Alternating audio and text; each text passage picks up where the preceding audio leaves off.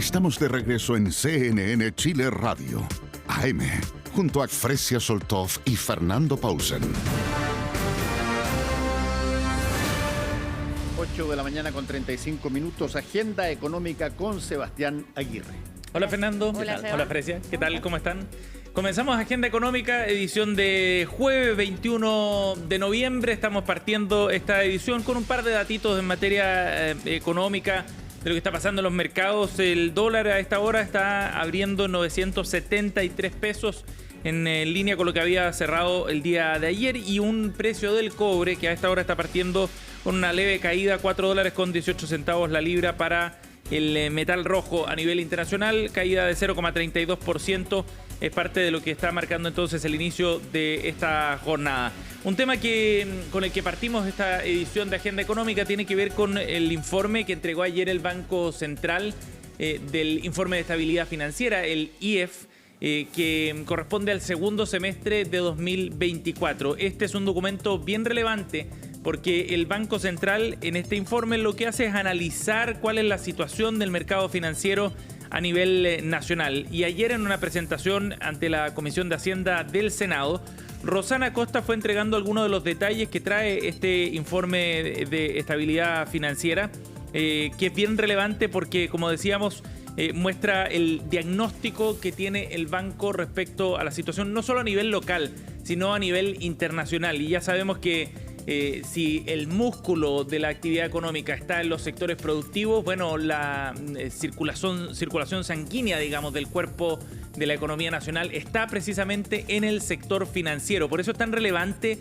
entender qué es lo que está transmitiendo como mensaje el Banco Central en este informe. Y fundamentalmente lo que plantea el Banco Central es que los riesgos que existen hoy para la estabilidad del sistema financiero a nivel local vienen fundamentalmente de niveles externos, es lo que dice este informe que fue publicado el día de ayer. Hay escenarios, por ejemplo, políticos o geopolíticos a nivel internacional que son peligrosos, que tienen que ver fundamentalmente con el desarrollo de ciertos conflictos bélicos, pero además hay algunos detalles también a nivel interno que son relevantes y que hay que mirar con atención. Por ejemplo, aquellos que tienen que ver con las cuentas fiscales. Ayer la presidenta del Banco Central enfatizaba en que una economía como la chilena, que está tan abierta al mundo, tan conectada por distintos canales, evidentemente que está más expuesta también a aquellos episodios complejos de incertidumbre, digamos, que se están viviendo a nivel internacional y que pueden golpear entonces al mercado a nivel local. De hecho, respecto a este contexto internacional, este informe de estabilidad financiera destaca que implica una elevada valoración de activos, puede haber cambios desde el punto de vista del riesgo y corrección en precios que siguen siendo los principales riesgos entonces para la estabilidad a nivel local. Es cosa de mirar lo que ha pasado, por ejemplo, con el precio del dólar y cómo cambió el escenario a partir del triunfo de Donald Trump, por ejemplo, aquel 5 de noviembre, hace algunas semanas atrás. O bien lo que ha ido pasando también con la evolución de las tasas de interés en el exterior, que explican entonces algunos de los movimientos más notorios que hemos visto en los últimos meses. Escuchemos qué fue lo que dijo Rosana Costa, una síntesis, un resumen de lo que refleja este informe de estabilidad financiera. Particularmente en un entorno externo donde las condiciones de incertidumbre han aumentado en distintos frentes. Las tensiones geopolíticas se han tornado más persistentes. Ha aumentado la incertidumbre económica asociada a la evolución de la deuda pública. Se han producido o se están produciendo tendencias hacia la desglobalización o incluso hacia el proteccionismo. Estar preparados no solo incluye nuestra capacidad de análisis y anticipación, sino que disponer de un adecuado conjunto de mitigadores de estos efectos. Bueno, ahí estaba entonces la visión de Rosana Costa, sintetizada en esa declaración de la presentación de ayer en el Senado, donde destacaba también que hay algunos factores internos que son importantes, que hay que mirar con detalle, y uno de ellos tiene que ver con la situación fiscal, es decir, cuáles son los niveles de gasto, de deuda también que se están observando a nivel interno. Y ahí dice el informe de estabilidad financiera, las proyecciones oficiales muestran que la deuda del gobierno central, el nivel de deuda pública, se mantendría por debajo de los niveles que son prudentes en los próximos años. Aseguró que en este año ya se han realizado algunos programas que han permitido aliviar el nivel de amortización de parte de la tesorería, pero de todas maneras el nivel de crecimiento, dice, de la deuda en los registrados en los últimos años y mayores tasas de interés que se están cobrando a nivel internacional a largo plazo implicarán también ciertos procesos de refinanciamiento para los próximos años. Hay ahí una señal también de alerta respecto a lo que está ocurriendo con las finanzas públicas y eso es bien interesante. Ojo también a mirar con detalle lo que pasa con el nivel de deuda de algunas empresas. Los índices de cuota impaga, por ejemplo, han ido subiendo de manera bien importante y ahí entonces hay una señal de alerta respecto al endeudamiento de hogares, que es otro tema que aborda también el informe de estabilidad financiera. Dice el Banco Central que todavía se mantienen estables en todo caso en un informe, como decíamos, relevante para entender qué es lo que está pasando en el mercado a nivel local y cuáles son los principales riesgos a los que hay que estar atentos de aquí en más. Bien, nos vamos a ir a otro tema, 8:41 minutos. Hace algunos días, en el contexto de la APEC que se desarrolló en Perú, el presidente chino Xi Jinping inauguró junto a las autoridades peruanas el megapuerto de Chancay. Y esto generó hartas repercusiones y noticias, sobre todo hubo eco acá en Chile, por lo que puede significar esto desde el punto de vista de la competencia logística y portuaria para nuestro país. Muchos lo ven como una amenaza directamente para Chile, este megapuerto financiado con capitales chinos, de ahí la inauguración en manos también de la máxima autoridad de ese país. ¿Qué alcances tiene? ¿Cuáles son las implicancias también de este desarrollo de infraestructura en el país vecino, considerando la competencia entre Perú y Chile? Es lo que vamos a conversar a esta hora con el presidente de la Cámara Marítima y Portuaria de Chile, Daniel Fernández, está con nosotros. ¿Cómo está, Daniel? Bienvenido. ¿Qué tal, Sebastián? ¿Cómo están todos? Buen día, Daniel. Bienvenido a Agenda Económica. Gracias por el contacto. Daniel, ¿es una amenaza para los puertos chilenos realmente la inauguración de este megapuerto de Chancay allá en Perú? Bueno, yo creo que hay que dimensionar un poco, porque la verdad es que el puerto de Chancay tiene en su primera etapa 1 millón de contenedores de capacidad, mientras que hoy entre Valparaíso y San Antonio tenemos casi 4 millones de contenedores de capacidad de transferencia. Es cierto que Chancay aspira en unos 5 años a triplicar o cuadruplicar esa cantidad, pero bueno, tal vez en 6-7 años vamos a tener una capacidad equivalente en Perú a la de Chile en la zona central. También quiero decir que no por hacer puertos aumenta la carga, es una cuestión que hay que tener claro. ¿Cómo así, Daniel? No condiciona a la demanda. ¿Cómo podrías explicarnos eso? Uno pensaría que efectivamente aumenta la capacidad de carga. Claro, las navieras que movilizan carga, la movilizan porque hay alguien que les pide que la movilicen, ¿no es cierto?, que son exportadores e importadores.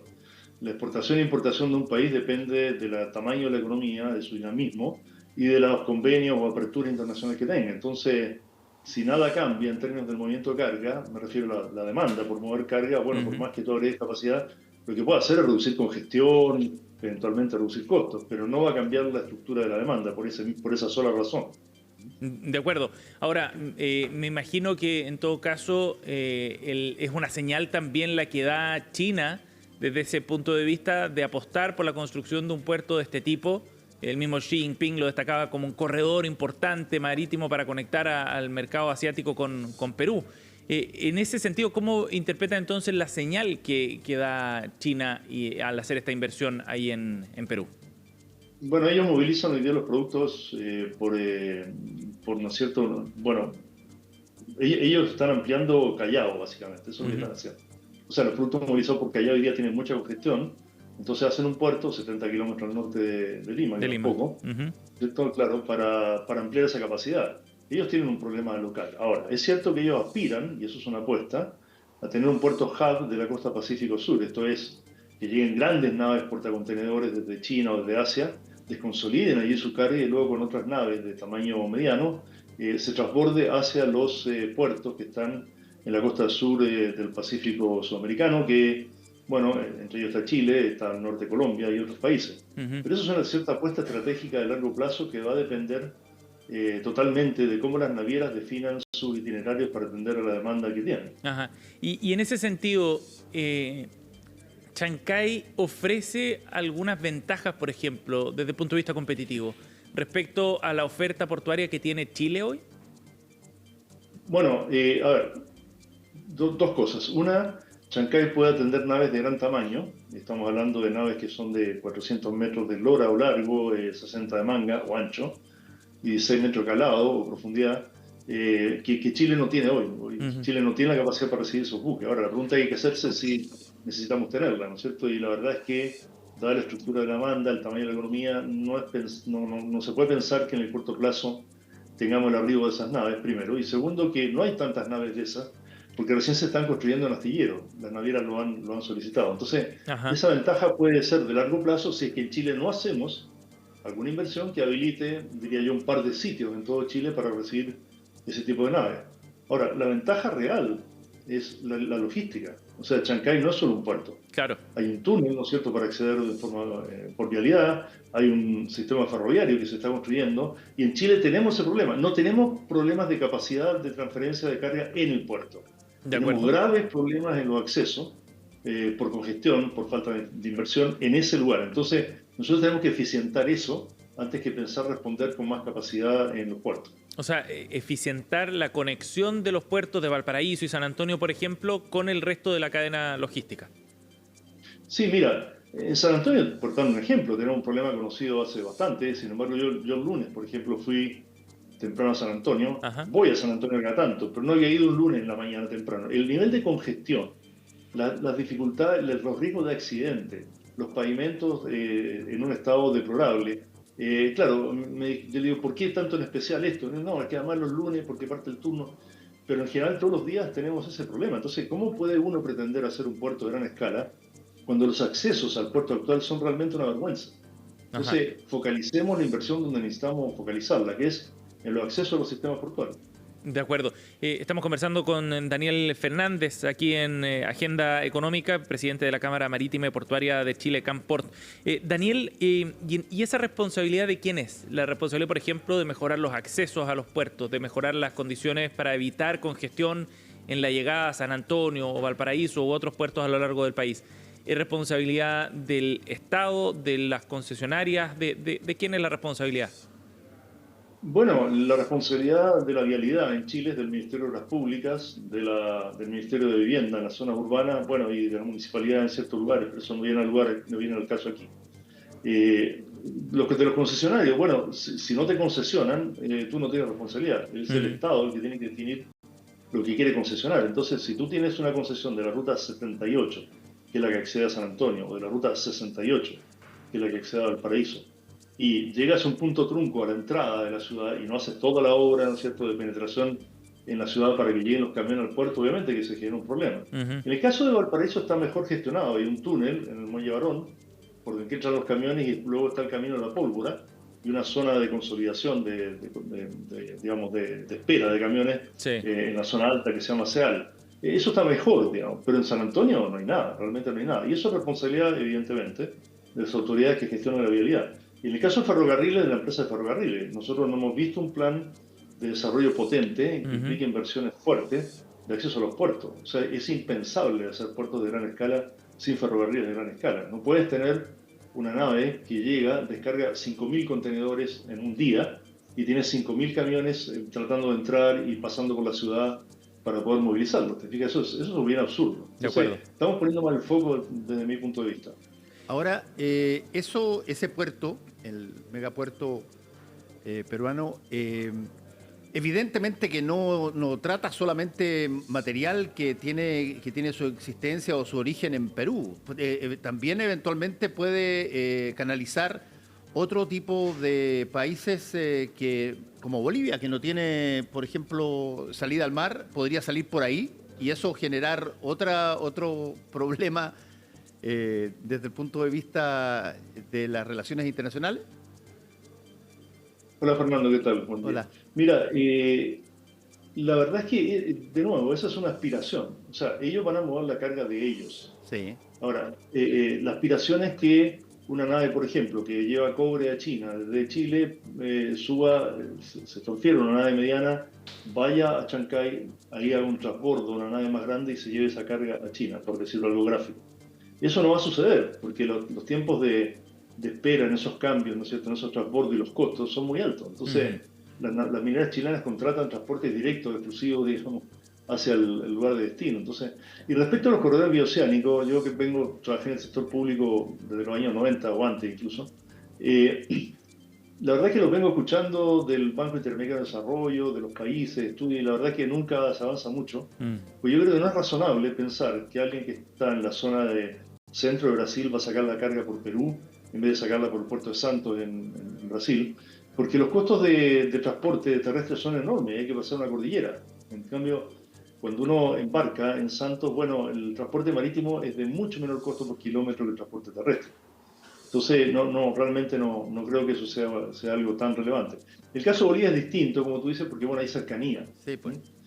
Ahora, la carga boliviana en Chile también tiene un problema. O sea, según el tratado hay que dejarle que almacenen durante un año, hay que darle sitios exclusivos en Arica. Entonces, es una carga que sí es interesante, pero también tiene sus problemas. Sí. No se puede revisar, por ejemplo, esta carga. Daniel, respecto a los temas que están pendientes en Chile para ir avanzando, lo que hablábamos recién de infraestructura, de los accesos a los puertos, o temas de seguridad, por ejemplo, ¿a su juicio falta una mirada estratégica para eso? Sobre todo pensando en los tiempos que toma el desarrollo de cierta infraestructura. La expansión de San Antonio, por ejemplo, ha tomado largo tiempo y los fruteros dicen que se está estancando y se está retrasando mucho más de la cuenta esa expansión, por ejemplo. ¿Falta esa mirada estratégica? Sí, cuando yo mencioné que tenemos capacidad, evidentemente estoy hablando de la globalidad. Si tú me dices un mes específico en un puerto específico porque hay un volumen de carga muy alto de fruta, obviamente que se producen algunas congestiones en ese momento. Pero no tiene sentido ampliar un puerto todo el año porque hay un momento, ¿no es cierto?, donde tú tienes un cierto grado de congestión que tiene que ser aceptable. ¿Sí? Hay un tema de eficiencia en la inversión allí. Ahora, una mirada global es relativo. Yo creo que aquí el bosque no deja ver los árboles. Es decir, este megaproyecto de San Antonio, que cada vez que pasa el tiempo se distancia más, de alguna manera inhibe poner el foco en la accesibilidad de los puertos y en las inversiones que en cada puerto hay que hacer, como en Valparaíso, en San Vicente, en todos los puertos chilenos que tienen alguna perspectiva de inversión. Ahora, las concesiones, la primera vuelta de concesiones, porque aquí las inversiones en los puertos estatales, los más significativos, se hacen con privados, de acuerdo a la ley 19.542, tienen que hacerse así. Bueno, y hay concesiones que se van a vencer, el 2030, el 2031, en San Antonio, en Valparaíso. Bueno, estamos cerca del 2031. Cuando tú piensas que hay que hacer las bases, las tiene que aprobar el Tribunal de Libre Competencia, hay que hacer los proyectos de ingeniería, las aprobaciones ambientales. Bueno, hay que avanzar en todas esas concesiones que existen en la mayor parte de los puertos de Chile. Sí, claro. Y no mirar solamente un proyecto de gran escala que tiene un horizonte probablemente de, no sé, 10, 20 años más. Daniel, en esto también hay asuntos geopolíticos, ¿no?, de por medio. Ya veíamos ese interés de China por invertir en Perú. Algunos lo ven como un riesgo también para el mismo mercado peruano. Y por el contrario, habría interés de inversionistas de Estados Unidos por invertir acá en San Antonio como una forma también de contrapesar quizás ese grado de influencia que China está desarrollando en la costa peruana. ¿Cómo analiza el efecto geopolítico de esas decisiones que vienen para la infraestructura en Chile? Bueno, en primer lugar, yo no haría lo que hizo Perú. Es decir, yo no entregaría una concesión a 100 años con casi soberanía sobre el borde costero a una sola empresa con control completo de la operación y además esa empresa siendo una empresa estatal de un país. O sea, no, realmente creo que desde el punto de vista geopolítico, que es como tú, Sebastián, lo planteas, creo que es algo que yo no haría, no correría esa regla. ¿Por qué no, Daniel? En segundo lugar, ¿perdón? ¿Por qué no? Bueno, porque es poner, por así decir, los huevos en una sola canasta, con un poder de presión política, geopolítica, a un país determinado. Es decir, si tú recuerdas, este puerto tuvo grandes cuestionamientos por la forma en que se entregó la concesión, hubo cambios políticos entre medio en Perú, sí. Y resulta que Perú amenazó, entre comillas, que iba a abrir ese puerto a la operación de varios privados o varias empresas. Y allí el consorcio chino dijo, bueno, entonces no seguimos con la obra. Una semana se demoraron en pasar una ley que saneara, por así decir, este procedimiento. ¿Y eso qué es? Eso es presión geopolítica, simplemente. Entonces, yo no quiero tener esa presión, además no la necesitamos. Lo que se hace en Chile es que se hacen licitaciones internacionales, invitando a todos los inversionistas, se les califica, ¿no es cierto?, y se adjudica por precio, por inversión, por parámetros transparentes. Así se hace en Chile. Por eso las bases de licitación pasan por el Tribunal de Libre Competencia. Ahora, no creo que una empresa norteamericana privada invierta en Chile solo por el tema de que le interesa al gobierno de Estados Unidos su posicionamiento geopolítico. Ajá. Estados Unidos, que yo sepa, no da subsidio a sus empresas para que se instalen en países, tampoco tiene puertos públicos que inviertan en otros países. Entonces es una particularidad en el caso chino esta que estamos viendo. Un caso tal vez bien distinto, pero que podría uno pensar es Dubai Ports. Dubai Ports, que es una empresa de Dubái, sí. Tiene inversiones en Chile, en Ecuador y en otros países, pero tiene inversiones que son en un terminal específico, con competencia, bajo la regulación, te fijas, con plazos acotados, y eso me parece súper razonable. Daniel Fernández, presidente de la Cámara Marítimo Portuaria, estaba con nosotros acá en Agenda Económica. Daniel, gracias por esta conversación. Muchas gracias. Chao, Daniel. Gracias, Daniel. Muchas gracias. Chao, Fresia, no te había saludado. Sí, chao, Daniel, nos vemos. Chao, hasta luego. 8:56. Nos vamos a ir a otro tema para hablar de un evento que comienza hoy día que está súper interesante. ¿Cuál? ¿Han escuchado ustedes de el ETM Day? ¿No? El ETM Day. ETM, que corresponde a Emprende tu Mente. ¿Dónde vas a estar más ratito? En un rato vamos a estar por allá. Oye, sí. ¿La había escuchado, Fernando? Y si se llama Emprende tu Mente, ¿para qué ponen el Day inglés? No sé por qué, no se ven el día ETM. El día ETM, no sé, el mundo de las... Voy a ocupar otro anglicismo, de las startups. Está lleno de frases creadas. Lleno de frases de ese tipo. Uno no da un discurso, da un speech. Claro, exactamente. Claro, eso se llaman frames. En el lenguaje comunicacional se llaman frames o encuadres, que tú puedes decir cosas, como por ejemplo, que si yo te digo a ti, oye, aquí vamos a hacer justicia, caiga quien caiga. Sí. Tú entiendes inmediatamente de qué se trata porque has escuchado durante mucho tiempo que eso tiene que ver con que cualquier persona... Los frames son así. Yo he dado cuestiones de opinión y cosas mencionando los frames. Y uno de esos, por ejemplo, es estas cosas de que siglas que todo el mundo sabe de qué se tratan, no saben exactamente cómo nacieron, están a veces en español o están en inglés, pero de alguna manera en este caso hay un ETM Day. ¿Por qué está en inglés? Porque eso significa de que tiene una característica especial en el calendario para... Exacto, y marca un punto, ¿no? Y ya va por su cuarta versión, además, este evento. Fíjense que es bien interesante la historia. El otro día conversábamos con Daniel Dacaret, que es el fundador del ETM Day en Agenda Económica PM. Partió como un asado de amigos. ¿Ah, sí? Hace 20 años, algo así. Partió como un asado de amigos que venían del mundo emprendedor y querían generar más cultura de emprendimiento acá en nuestro país. El asunto fue creciendo, se sumaron más personas y en vista del boom que ha habido los últimos años también de este mundo, es que se transformó en un evento enorme que dura ahora 3 días. Jueves, viernes y sábado en el Parque Bicentenario de Vitacura se desarrolla este Emprende tu Mente, el día para este festival, digamos, del emprendimiento, que es bien interesante, como decíamos, porque está abierto a todo público. Reúne fundamentalmente a personas que están en el mundo emprendedor, ya sean los mismos emprendedores, personas que están comenzando, aquellos que ya tienen un negocio más o menos desarrollado, que buscan financiamiento, por ejemplo, que buscan generar redes, que buscan abrir nuevos negocios. Los mismos inversionistas se acercan también y se generan conexiones que son bien interesantes. Y como lo plantean desde el ETM Day, son conexiones improbables. Encuentros en los que, por ejemplo, un emprendedor que viene del norte o del sur de Chile llega a este lugar y es capaz de conectarse con el CEO de una gran empresa chilena y tener una reunión de 5 o 10 minutos para poder afinar algún negocio. Y se producen efectivamente. O sea, aquí hay resultados concretos y surgen negocios grandes que para muchas de estas empresas que son pequeñitas, que tienen poco historial, pero muy buen negocio entre manos, puede resultar en un salto cualitativo para el desarrollo precisamente de sus negocios. Y cuando estamos hablando de startups y sobre todo de scale-ups, que son empresas que crecen muy rápido en un corto periodo de tiempo, que están transformando de alguna forma algunas industrias o la economía de nuestro país. Estamos hablando de un sector que es súper relevante para la economía del futuro de Chile.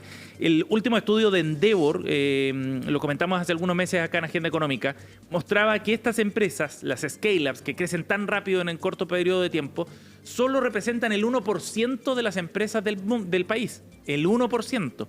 Pero, de acuerdo a este estudio, han logrado generar el 43% de los empleos formales, de los empleos nuevos que se han generado en nuestro país en los últimos 4 años, bueno, vienen de estas empresas. Entonces son pequeñas en términos de cantidad, pero con una proyección alentadora. Muy buena proyección y con mucho músculo además para generar puestos de trabajo que en general son muy avanzados también, de alto valor, porque están fundamentalmente estas empresas vinculadas al mundo tecnológico o científico, y en ese sentido entonces estamos hablando de empresas que tienen proyección y escalabilidad a nivel global. De hecho, varias empresas chilenas ya están en mercados internacionales, han tenido historias de éxito muy importantes, como Notco, por ejemplo, Betterfly, Corner Shop, ¿se acuerdan? ¿No? Sí, que la compró Uber, o Book, entre muchas otras. Bueno, conversamos con Nicolás Uranga, es el gerente de Emprende tu Mente, para conocer más detalles de lo que vendrá en estos 3 días. Bueno, el evento de este año, la gran novedad es que agregamos el día sábado. Siempre ha sido día jueves y viernes muy concentrado en la oportunidad de negocio que tienen los emprendedores con este segmento corporativo inversionista. Es por eso que en el parque verán más de 600 stands de startups de todo el mundo y más de 120 pymes de Arica a Punta Arenas disponiendo sus productos y servicios al asistente. Ahora, la novedad del día sábado es porque si bien el jueves y viernes está muy cargado hacia el negocio y la actividad de conexión, el día sábado tiene un foco más de incluir a la sociedad en su conjunto. Estamos convencidos de que si queremos hacer de Chile un polo de innovación, emprendimiento e inversión para Latinoamérica, esto debe incluir a la sociedad, debe incluir a la familia, debe incluir al estudiante, al tercero o cuarto medio, que viva qué está ocurriendo en su país a nivel de innovación y emprendimiento, que conecte con la gran empresa que está generando mucha innovación, que está buscando un nuevo talento joven, y también inspirarse de casos de éxito y de fracaso de speakers que van a estar contando sus historias y cómo hoy en día están donde están. Esa era parte de la invitación entonces del director ejecutivo. Hay hartos speakers, entre los más destacados probablemente va a estar Uri Levin, es el cofundador de Waze, esta aplicación que revolucionó la forma de transportarnos. Moishe Mana, un ejecutivo también de fondos de inversión bien importante. Estará el fundador de Notco, precisamente Matías Muchnik, la líder de TikTok en Brasil, Marina Lander, entre otros. Va a estar bien interesante en ETM Day. Pueden encontrar entonces parte de la programación para lo que vendrá este jueves, viernes y sábado ahí en el Parque Bicentenario. Fresia, Fernando. Bien, va a estar bien interesante. Decían agregar un día porque evidentemente parece que ha sido todo un éxito en las versiones anteriores. Sí, y suman a más personas también, claro. Gente joven, familia, y otras actividades también entretenidas. Entretenido, un buen panorama. Gracias, Seba. Chao, Fresia. Chao, Fernando. Muy bien, pausa y volvemos con la sección Voces del Poder.